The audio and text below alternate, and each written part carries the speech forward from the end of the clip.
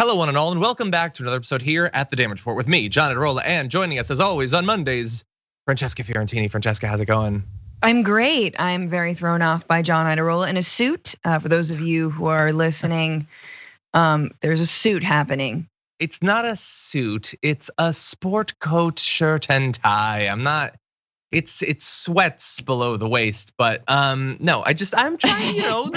We're getting towards the midterms, and I don't know.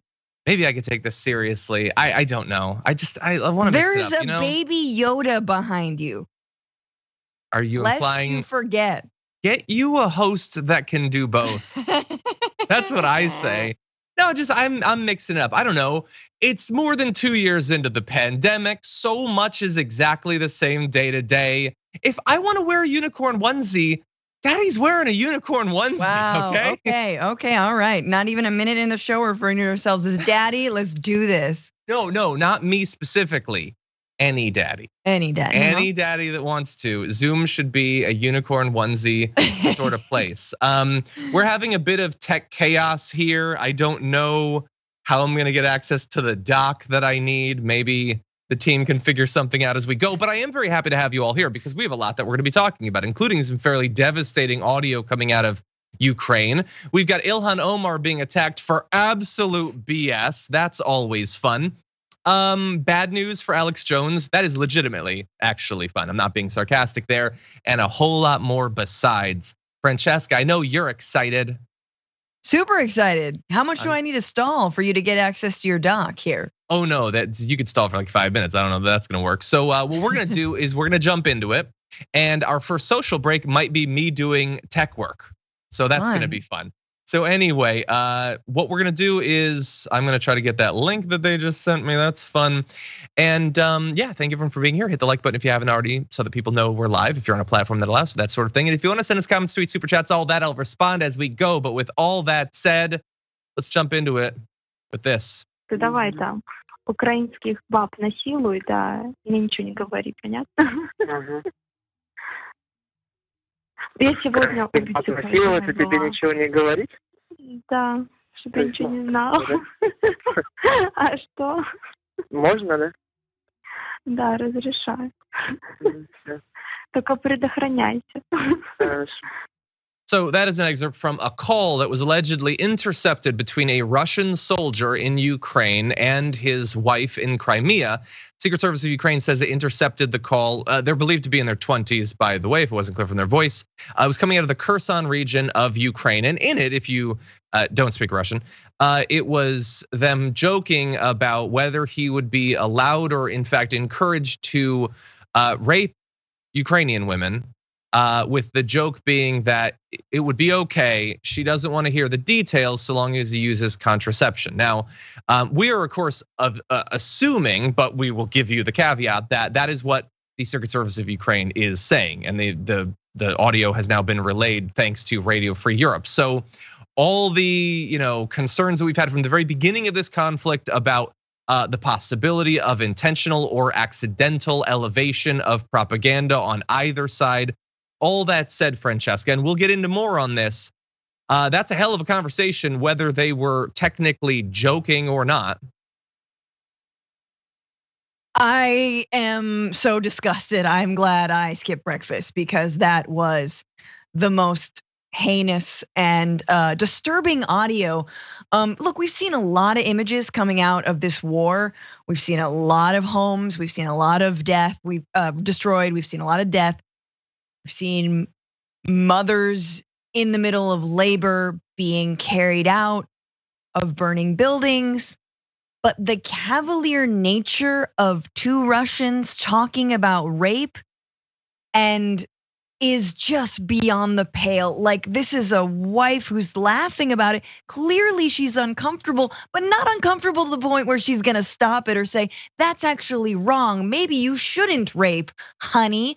Oh, no, that's fine. Of course, that comes with the territory when it comes to a war that is violating human rights since the beginning. And yeah, these kinds of wars, and especially the way Russia does them, really makes you realize, like, yeah, there's a difference between military targets and just raping civilians. That's a pretty big difference in terms of the rules of engagement. So I don't know, I'm like gonna take a while to get over that. It's really disturbing, and it shows you the way that this war has been normalized and these violations have been normalized by Russian society. Yeah, just war crimes being committed literally every day in full public sight, being fully documented, and still the world seemingly incapable of stopping it from happening. So we're gonna give you details in just a sec about these individuals. I do want to play a little bit more audio. This is a journalist contacting both sides of this couple to try to get some information. Вы в Херсонской области еще сейчас, со 108-м полком? Нет, я в Севастополе. А когда вы из Херсонской области вышли? А кто это? Могу я поинтересоваться?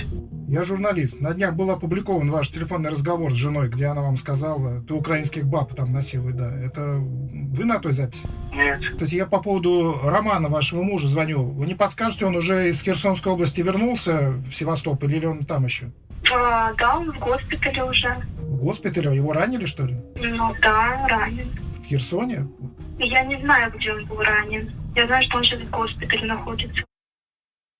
So if you're listening on the pod, that was initially him speaking with the soldier, who now says he is no longer in Kherson, he's been injured. Then talking with the wife, and by the way, the soldier insists that he didn't say those things. Now the voices do sound very similar. That's not, proof positive necessarily. Radio Free Europe says they identify the participants by linking social media accounts to telephone numbers that have been provided. Again, it's up to you whether you consider that to be evidence enough. And look, I don't discount the possibility that I don't know what happens inside of other relationships. For all I know, the soldier despises every bit of this and has no idea why he's there. And this is a wife who is terrified that her husband will die for a cause maybe she doesn't agree with, that is trying through incredibly twisted, dark humor to work through their own issues with it. I don't know. That's for them to figure out or to make the case. What I do know is that whether they were serious or not, whether he participated in any of this, and by the way, that soldier has not been accused of rape. No charges have been filed against the couple. In terms of consequences, aside from social scorn, there aren't any yet. That said, as we'll get into, Francesca, rape is happening very commonly to a lot of women in Ukraine, which makes it, even as a joke, a difficult, touchy place, I think, for a non-professional to engage in. You're a professional comedian, so I think you can understand. I'm not gonna make a joke out of this. Don't look at me now. No, not you. But I'm saying you should.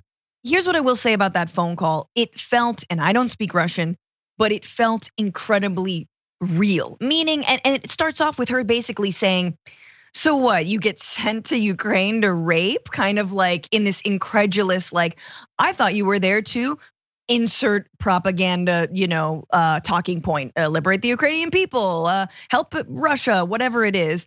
Like, but now you're going to rape? And then he basically matter of fact says, yeah. And she's like, oh, okay. And he's like, is that okay? And she's like, well, yeah, if you use protection, laughing the whole way. Once again, it's so uncomfortable. So like, I don't know. Yeah, maybe it's all a false flag, but that sounded real as hell. It did feel that way. Again, we try, probably needlessly, both because many times we have good reason to believe that something is true. Also, our detractors would never acknowledge that we provided caveats. So for those reasons, the caveats are probably unnecessary. But from the very beginning, we've been trying to be very responsible with providing that. In war, hell, outside of war, in politics, people lie. Even people we agree with. There is no direct evidence that this is an example of that, but we always want to provide those caveats.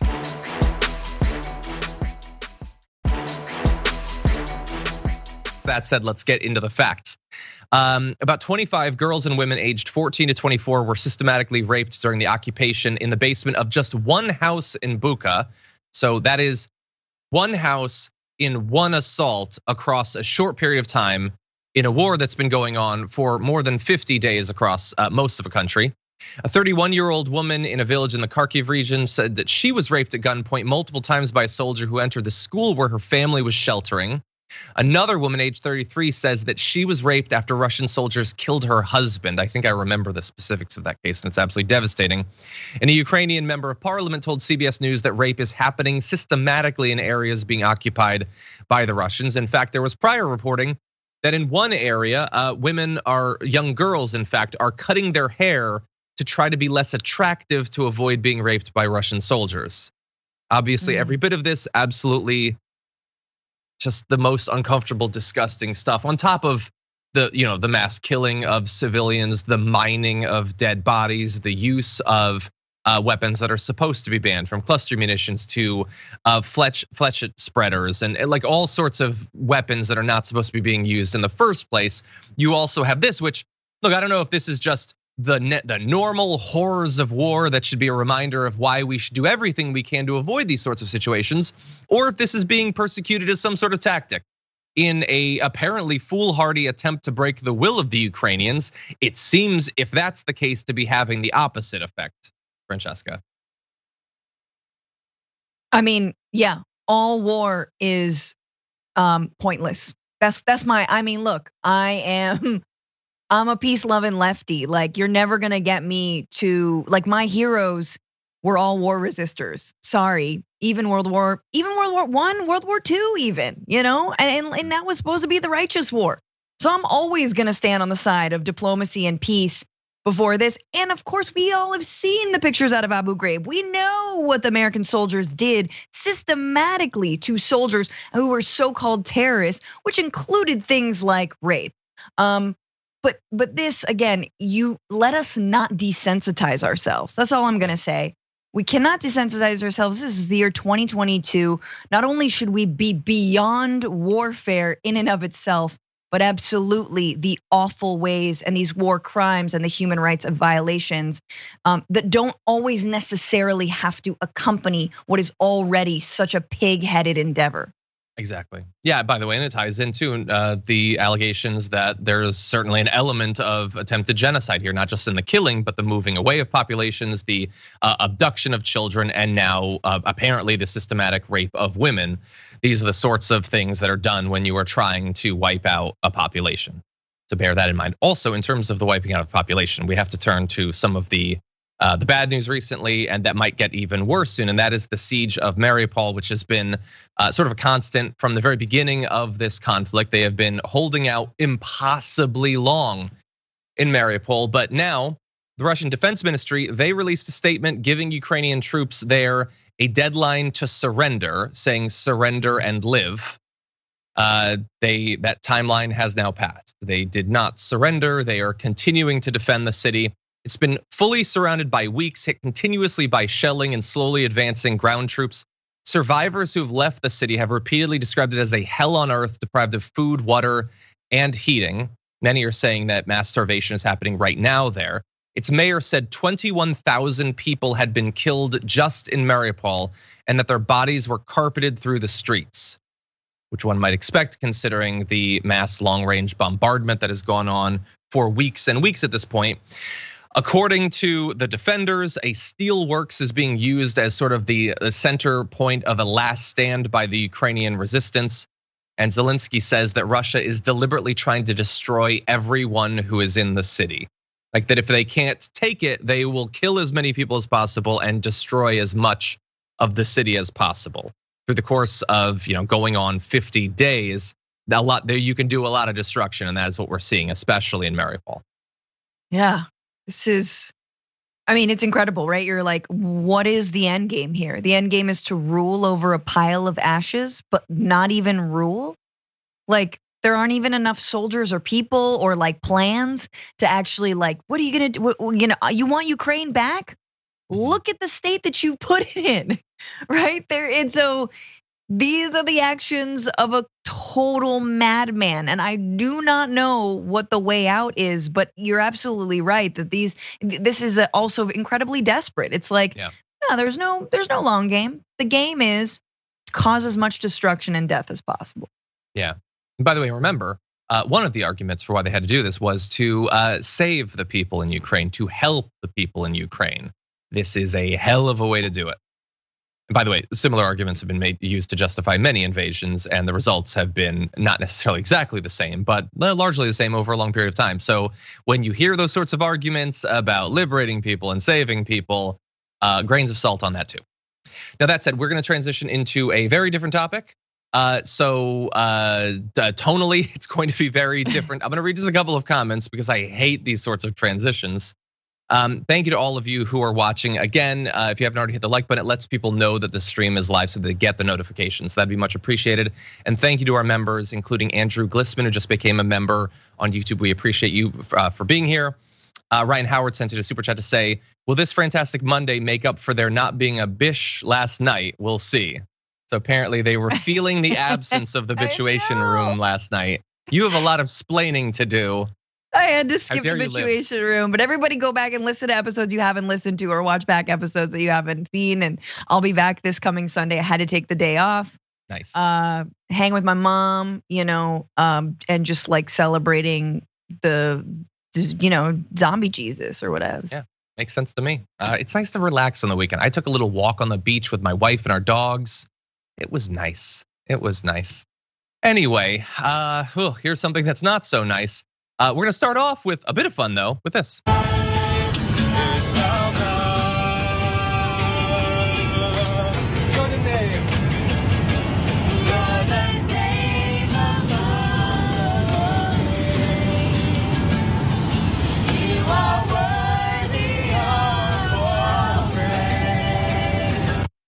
So you remember them? Well, they were actually Brett Ehrlich's Garbage People of the Week last week, but those are some, I'm gonna say missionaries, professional or amateur, serenading a plane that is now alleged to have been traveling to Germany with religious songs. Now, a lot of people felt like that seems unnecessary or going a bit far.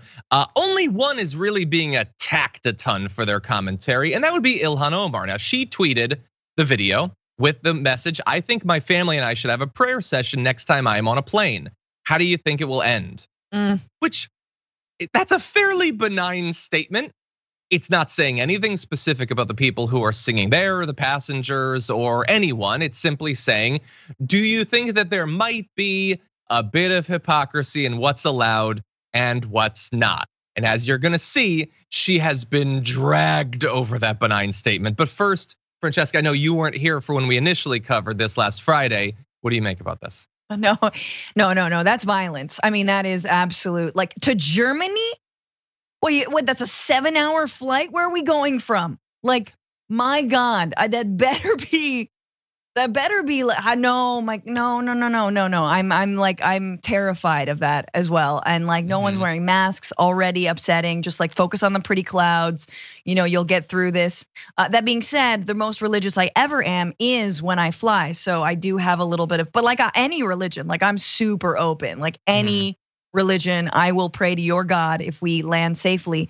But Ilhan Omar's comment is so spot on. If someone got down and started praying on a prayer rug in the aisle, what do you think would happen? An emergency landing accusing that person of terrorism. And we would never hear the end of it. But what happens? Christian dude with a guitar comes out and everyone just kind of rolls their eyes and like, okay. And then we get back to screaming about Sharia law and how like Christians are under attack. Please. That's what we're getting. And I want to be clear, my criticism on Friday of this, I might have mentioned the religious thing. Mostly it was for me. The religion thing isn't the part that bothers me. It's the singing. I don't want you to do, a John Mayer cover. I don't want you to, no. Again, the world is not your stage. If you want to go on a stage, you can go on a stage. There are, open mics for that. That was my problem. There is, of course, also the religious hypocrisy, but as I said, she was attacked. Vernon Jones, a Democrat turned Republican politician, supporter of Donald Trump, slammed her saying, "Why do you hate Christians, Ilhan?" Another Minnesota candidate, Royce White, told Omar not to disrespect Christianity and warned the Democrats you serve don't believe in God, which is ridiculous. Plenty of Democrats are, for better or worse, devoted Christians. Okay, why do you hate Christians? Don't disrespect Christianity. I understand it's gonna take a while, but I'm gonna reread the entirety of her message. I think my family and I should have a prayer session next time I am on a plane. How do you think it will end? There is not a word attacking Christianity, disrespecting Christianity, attacking those individuals. All it was pointing out a hypocrisy while staying at arm's reach with the people in the video.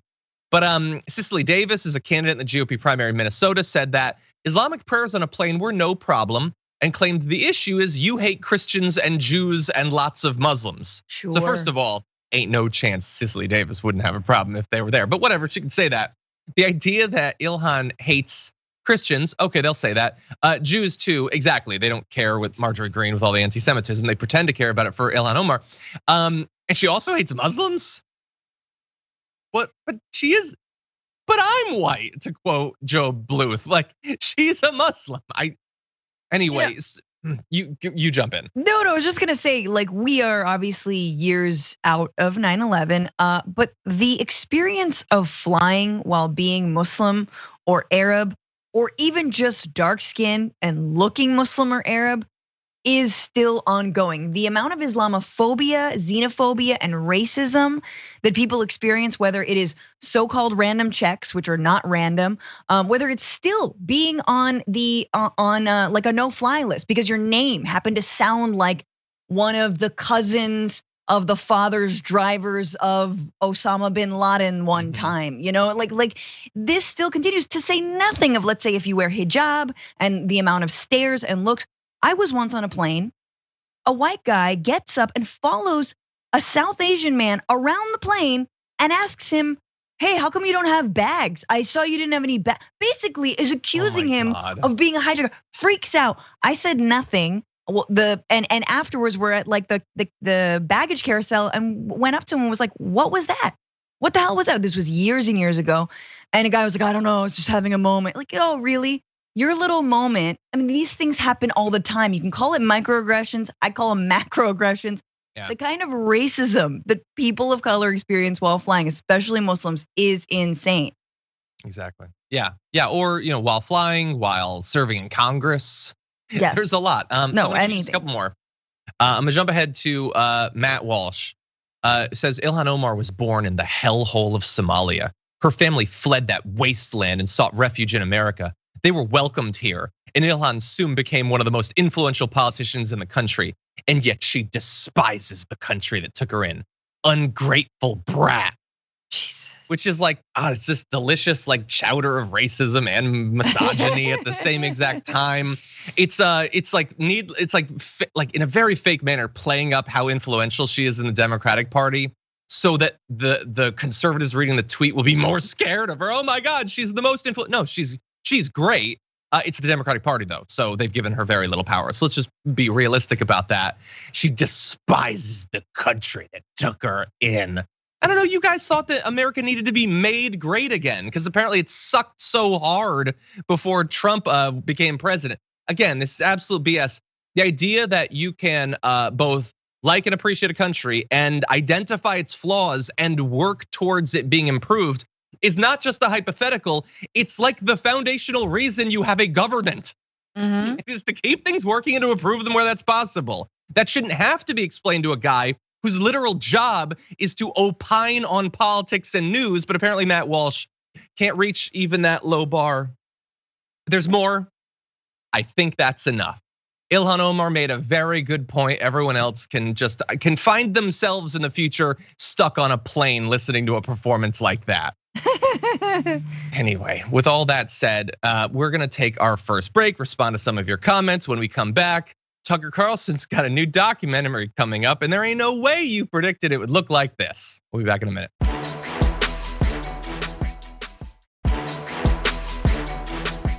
Okay, everybody, let's have a little bit of fun, starting with this.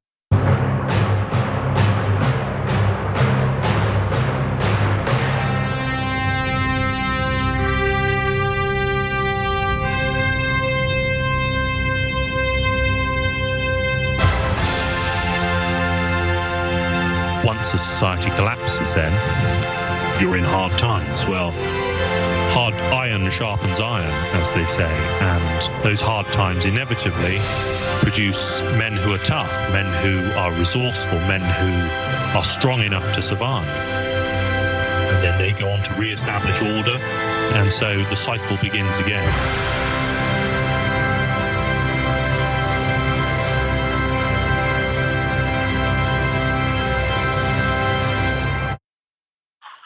So that is The End of Men, coming soon from Tucker Carlson. The End of Men is the title that they landed on. They were running with Finishing Off Men, but they figured that's a bit too on the nose. Yeah, so yeah. The End of Men, which Ending talks the men. about exactly, it is the need for strong men. And what is a strong man? Well, a strong man is a guy who like takes weird baths and suntans his scrot. I guess, Francesca. I guess strong men are ones with really tan sacks, I suppose. What do you think? And drinks raw eggs. That's what those are. Like Gaston from Beauty and the Beast. And Why can't we just get back to that? But Disney's canceled. You're not supposed to drink like. We've learned things about nutrition in the last 40 years. That's so purposefully a throwback. They know that's not healthy. Salmonella's for bitches, man. You like a real man? Real men don't get salmonella. I'm made of salmonella. Oh my God. Anyway, look, it's a documentary about the total collapse of testosterone levels in men, which has been noted in medical studies. That's a thing, not a collapse, but a lowering. That's been attributed to an aging population and other comorbidities. It is not a thing. Look, I'm gonna try to get through. Well, they love comorbidities, John. That's their favorite thing to talk about is comorbidities. That is true, and it has consequences. If you are one of the guys who is now considering, I don't know, just like cranking the microwave and like fanning your crotch at it, this is not actually the answer. None of this that's gonna be in that documentary is the answer. Wokeness doesn't lower hormone levels in your body. That's not how that actually works. If you're worried about things that could be affecting your health, worry about microplastics and things like that. Worry about high levels of environmental toxins. Those exist, but you don't get rid of them by limiting CRT. That's all I'm saying. Maybe I'm not an expert, but I'll guarantee this. I'm just as expert as anyone they're gonna put into that documentary. Okay, this has been pointed out very crassly online multiple times, but I do wanna say the right's position is supposedly that the left and I don't know, Disney, M&Ms, whomever, is if like making men effeminate and turning them gay. And I just gotta point out, you can't watch that trailer and not see how homoerotic it is. Like it is just, I'm sorry. It's just, come on. No, come on. It's at worst bromo erotic. It is bromo erotic. That's all it is. And also, what is he doing? When I first saw the charging, his nuts. That's what he's doing. So okay, apparently he's tanning his testicles, which is literally the last thing that I could imagine. First, it looks like a giant COVID test. It looks like he's putting his junk up to a COVID test and being like, "Is it positive?" You know, that's what it looks like. Number one. Then I'm like, is he charging himself like a Tesla? Is that the future? What are we doing here? And then come to find out, testicle tanning is trending all over Twitter because that's what he's doing. John Idarola, have you partaken? Have I put the D in DC fast charging? No, I have not actually done that. You know, I gotta say too, like you're pointing out, that's not where my criticism of this is gonna lie, but a lot of people are pointing out that the imagery is interesting for a movement that focuses so much on demonizing the LGBTQ community. Yes. They have, as a general policy, up until like today, demonized any man who like maintained his body hair, cared about his appearance. Then they jump immediately to, no, that's not good enough. Generalized skin cancer is not good enough. You need to pump your testicles full of cancer directly at the source. That'll increase the testosterone. It's like, you know, it's like taking a bunch of iPhones and just strapping them around your balls and walking around and then tweeting from them all day long. You know, real men stuff that helps with the sperm count. What? Yeah, I gotta read some of the responses. Nikki Ramirez, who I think did more than anyone in making this go viral, says men will literally put their balls in a toaster instead of going to therapy. I love it. Justin says Tucker would get arrested if he showed this video in a Florida classroom. Great point. It's so needlessly sexual. George Takei says this is so gay. That's George's opinion. That's not my opinion. Anyway, I do want to give Tucker a chance to make the case here. He is promoting this documentary. One of the biggest stories of our lifetimes is the total collapse in testosterone levels in American men. Those levels are declining by roughly 10% per decade, completely changing the way people are at the most fundamental level. NIH does not seem interested in this at all. It's not a big deal. We think it is a huge deal. So we want to know what's causing it and what you can do about it. That's the topic of our upcoming documentary called The End of Men. Okay, so first of all, to be clear, yes, scientists are very much looking into this and many other long-term changes across the world population due to a number of different toxins. So again, where he doesn't continually inspire suspicion and fear of expertise, he just ignores that it actually exists because he doesn't want to bring on the scientists. He doesn't want to talk about perhaps regulations of industries that are polluting the environment and leading to this. No, instead he wants you to drink more monkey bone broth. So he's gonna bring on people who previously would have only had a platform on InfoWars. He instead is going to platform them on Fox News and tell you that that being a man fundamentally isn't about some sort of inner strength or understanding or mental wellness or whatever. It's about a tan scrote, nothing more. I want to throw a question out to the audience though. Like if you're a conservative and you are excited about this and you're like, yes, finally they're focusing on us men. Do you believe that Tucker Carlson has ever or will ever do any of the things that he just profiled in that? Do you think that he's obsessed with getting some UV rays on his lower body? Do you think he's doing the ice bath? Do you think he's flipping truck tires? Do you think he's doing any of that? No, you are being conned. How can you not see this? These are incredibly wealthy people who understand, they've identified the fears that you have deep inside of you, and they are playing you for money and clout. It's as simple as that. With very, very pale testicles, just the palest. Oh my God, so pale. Whitest of the white, so just the face of the moon. Egg. That's all it is. Maybe there's a bow tie on it. Other than that, there's nothing. There's no imperfections. It's never seen the sun. No, you're exactly right. Like none of it is going to be at all scientific. Look at that. Look at that entire montage. The cow udder, the moving of the tire. It's not gonna be scientific. You're totally right. What are they gonna like? My question is, what's the correlation they're gonna draw? They're like, well, ever since women were able to vote, we can trace the decline of the testosterone, and here is when birth control became widely used, and then and then when women stopped, just relying, just stopped being in the kitchen, and they stopped having kids. Like they're wanna bet it's going to all be about women's rights and how that somehow correlates with men losing. It's not gonna be about like, the rise of using plastic in literally everything that might have something to do with that, which 100%. Honestly, I care about for health reasons generally, a lot of cancerous and other awful things, and things that we put in our body, but not on some like weirdo misogynistic, this is what's making people gay tip.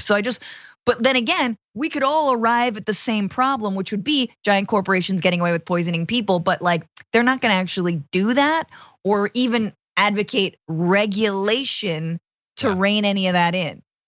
I can't believe we're taking this seriously. Yeah, well, I speak for yourself. I'm not taking. I mean, he's a serious threat. I'll give you that. Also, I'll give you a call to action. If you are a conservative man or even a liberal man, and you are fundamentally, continually terrified about whether you're alpha enough and whether you're strong enough, I would say as a starting point, being terrified of everything around you is hardly a position of strength as a man. His business plan is to make you terrified constantly of everything, to leave you a sniveling, shivering mess of a man. That's what his business is. So if you'd like to be a stronger man, change the channel, honestly.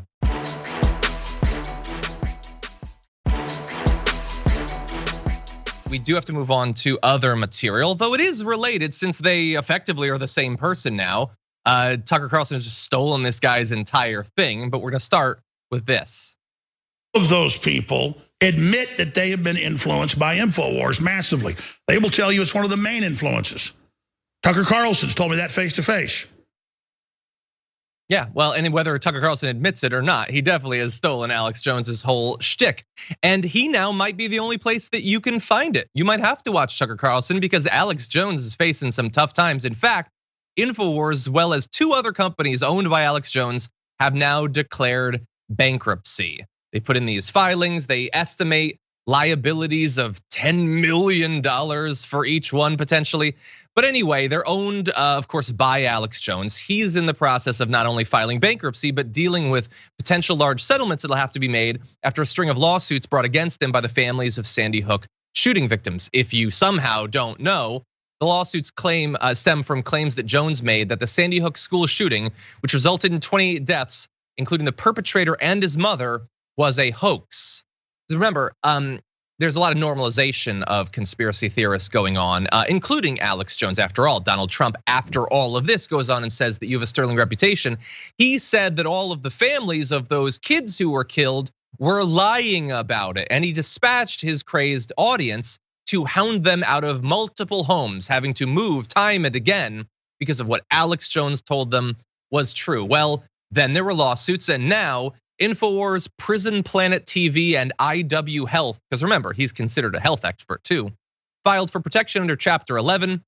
They say their liabilities range from $1 to $10 million, assets between $0 to $50,000.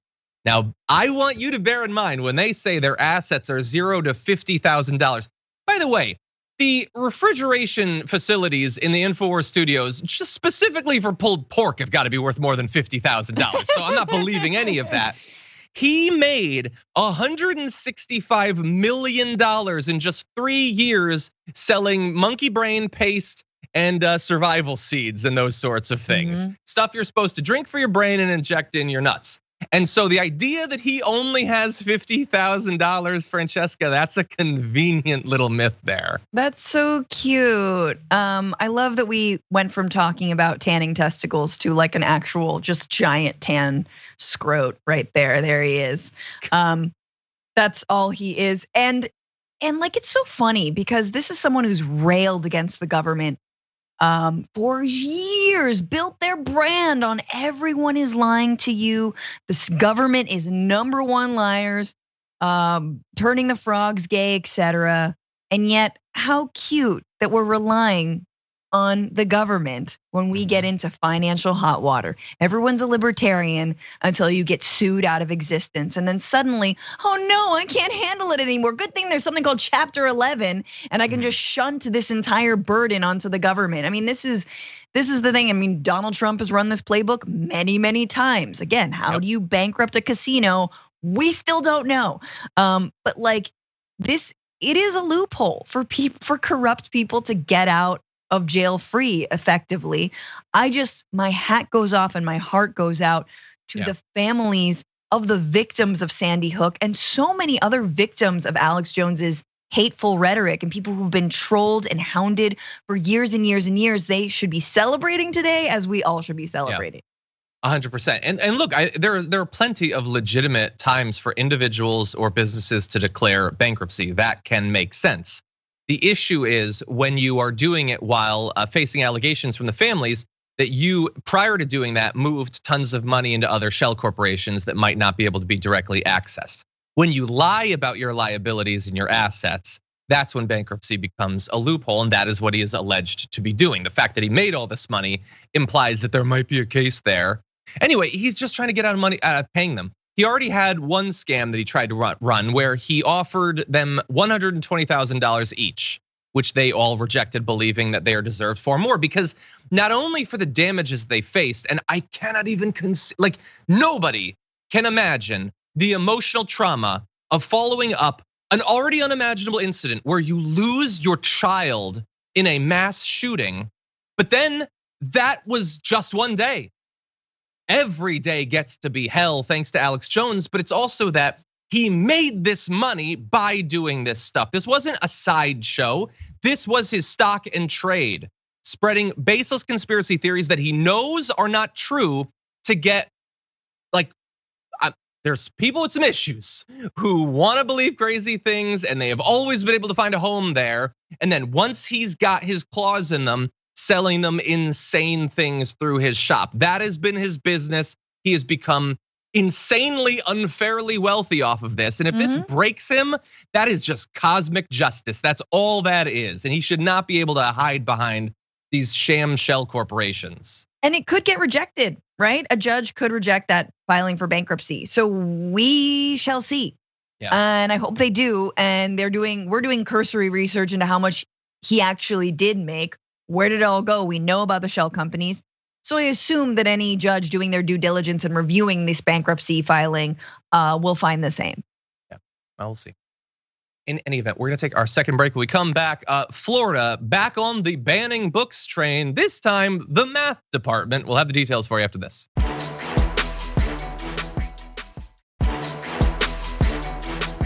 Let's jump into some new news. Right-wingers have become massive fans of banning books, especially books for your kids, school books. They don't like the teaching of like history and things like that. But did you know they're starting to ban math books too? The Florida Department of Education announced it's rejected dozens of them, in fact, by different publishers, saying they, quote, contained prohibited topics, including critical race theory. And I've always thought that nothing says an ideological, concrete commitment to free speech like having a list of prohibited topics that books can't cover. They rejected 41% of the math books that were presented to them, which is pretty amazing when the topic is math. They put out this news release saying that they had failed to comply with the state's content standards. They said 21% were specifically disallowed because they incorporate prohibited topics or unsolicited strategies, including CRT. There were an additional 11 books that it sounds like they're just being banned for CRT too, but they found a different way to spin it that makes it seem as if like this whole thing wasn't just about their insane extrapolation of what they're worried CRT means. Francesca, what do you think? My mind is just spinning with what could have possibly triggered the snowflakes in Florida about these math books, right? Like what kind of problems are we doing? Was it, my guess, it was something, I'm sure it was like, if the United States paid reparations to 10% of its population, how much money would each African-American receive in the, like I'm sure it was all about that. We're just calculating future reparations. No, what it was probably like, Jamal has a basket of marbles, and it's like Jamal, or it's like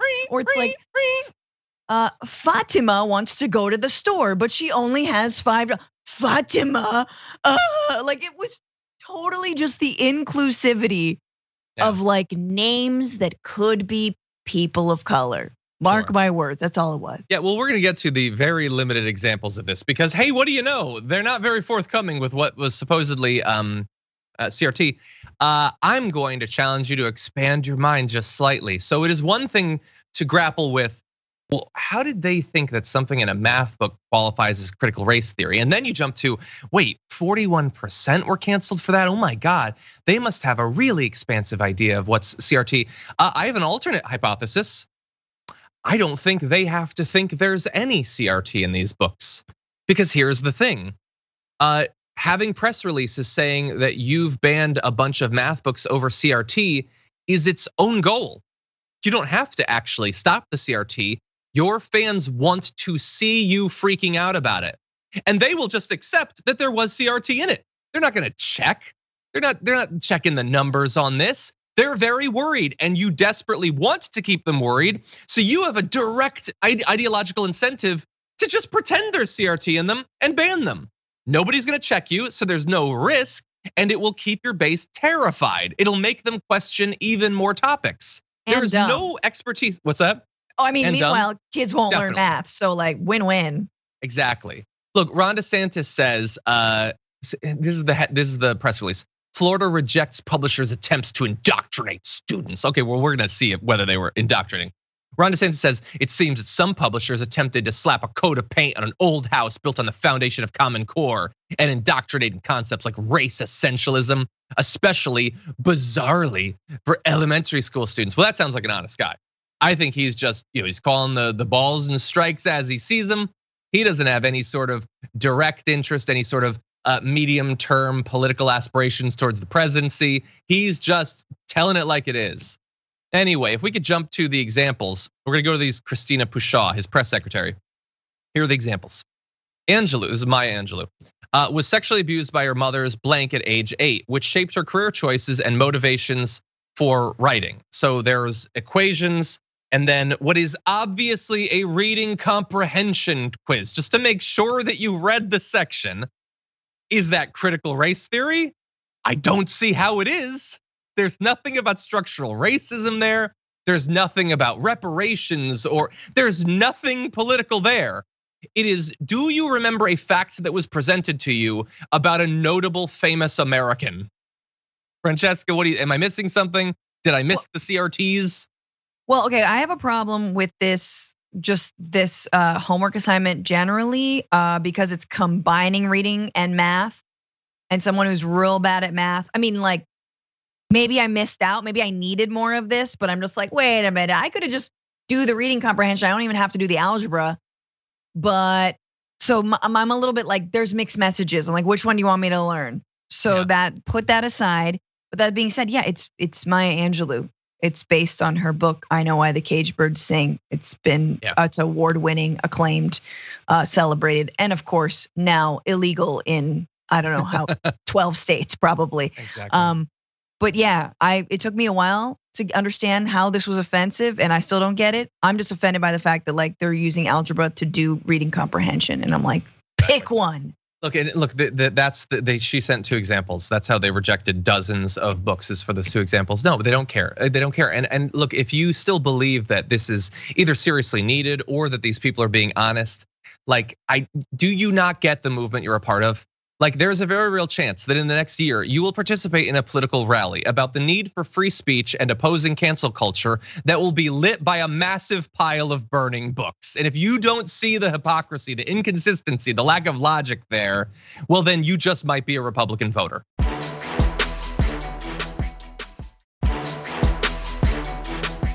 We do have to move on to our last topic of the hour. Are we not doing it? You don't think we should? We have 3.5 minutes. Don't we have 3.5 minutes? We have 3.5 minutes. Let's jump into this. Everyone here uses the CDC statistics as a credible source. They don't use it as a credible source. Go find me one single person here that believes the CDC numbers are actual. So these are anti-vaxxers that have presented a challenge to Walter Masterson on TikTok, who does some great work. Find me one person here who believes the CDC. Well, it turns out he was up to the challenge. Take a look at this. Where can people go to verify the numbers on your son? You can go to the VAERS database. You can go to the CDC website. Like, people just don't look at the information, but on the CDC website, and here's the URL if you want to. You get all your information from the CDC website, but you don't believe the CDC. What you need to understand is there's a difference between numbers being reported and policy. Well, you believe the numbers they report? No, underreported. A lot of these numbers are manufactured. Well, where are the real numbers?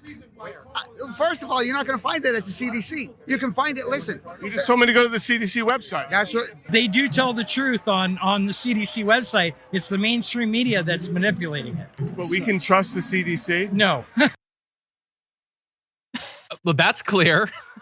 So I think, Francesca, I get what they're trying to do there, but that was great work by Walter by pointing out the lack of logic. What do you think? I'm not even sure which numbers they think they sometimes do rely on. But again, this is what conservatives do all the time, which is cherry pick the numbers that affirm their own pre-existing bias rather than reporting on the complexity. I'm sure the CDC does list things like, again, comorbidities, which they love to blame for true COVID deaths, whereas the rest of us don't, because we understand people with comorbidities are also not dying. So like, do you know what I mean? Like, we understand correlation. So they just take the numbers and then apply their like weird fuzzy logic and math on top of it. And that's why they hate anyone who's trying to interpret numbers for them, because there's like, nah, you got to read them backwards. They don't read them backwards to you on mainstream media. Exactly, you got to read it in the mirror. So where do they learn this from? Well, Tucker Carlson just said last week that Dr. Fauci should be investigated, that he started COVID. So there's a lot of reasons that these people are confused. But you also have to bear in mind, it is goal oriented. These people, for all their talk about doing the research, did not do the research and then come to conclusions. They had conclusions. They looked for stuff that they, in their scientific illiteracy, think might contribute to it. But look, I think that there's a level of consistency there. I don't think they believe any of this, but they think that citing the CDC, they have a vague idea that that makes them sound more reputable, and I think that's what they're running with. Unfortunately, that is all the time we have at our first hour. Thank you to everyone who's been listening. We got more coming up after this break.